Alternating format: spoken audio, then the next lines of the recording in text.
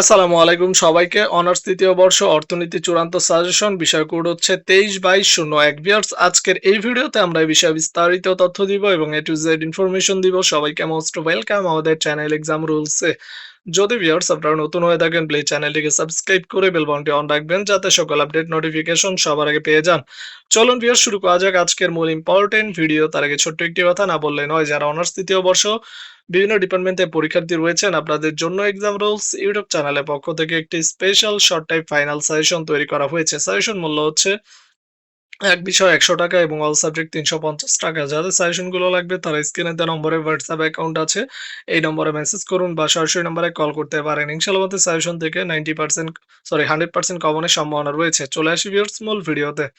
Viewers আমরা ক বিভাগ, খ বিভাগ, গ বিভাগে মাত্র ১৫টি করে প্রশ্ন দিয়ে থাকি যা একদমই শর্ট টাইপ সাজেশন। ডেমো আকারে গ বিভাগ থেকে কিছু গুরুত্বপূর্ণ প্রশ্ন দেখানো হচ্ছে। যাদের সম্পূর্ণ সাজেশন লাগবে অবশ্যই যোগাযোগ করুন স্ক্রিনে দেওয়া নম্বরে। ১ নম্বর আয় ও নিয়োগ সংক্রান্ত ক্লাসিক্যাল তত্ত্বটি ব্যাখ্যা করো। ২ নম্বর দেখাও যে ভারসাম্য বাজেটে গুণকের মান ১ এর সমান। ৩ নম্বর আয় নির্ধারণের সরল কেইনসীয় মডেলটি ব্যাখ্যা করো। ৪ নম্বর এমইসি ও সুদের হারের মাধ্যমে অর্থনীতিতে কিভাবে ভারসাম্য বিনিয়োগ নির্ধারিত হয়। ৫ নম্বর স্থায়ী আয় কি? ফ্রিডম্যানের স্থায়ী আয় উপসিদ্ধান্তটি ব্যাখ্যা করো। যাদের চতুর্থ সেশন লাগবে দ্রুত যোগাযোগ করুন স্ক্রিন দেওয়া নম্বরে।